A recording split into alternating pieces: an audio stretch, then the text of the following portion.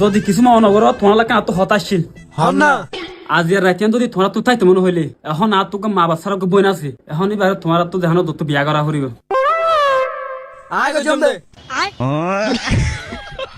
এখন তোরা দুইজনে উগ্গমাই হবা কেন বিয়া করিবা হতা ঠিক আছে তো আচ্ছা ঠিক আছে আর বাদ তো আলাপ আলোচনা করি আই হন বিয়া করছো মাকান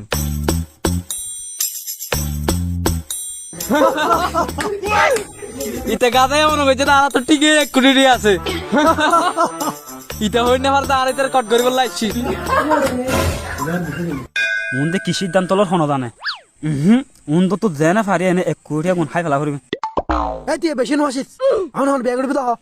আয় গো জম দেরি আচ্ছা ঠিক আছে তাহলে তুই বিয়ে করবি তো চল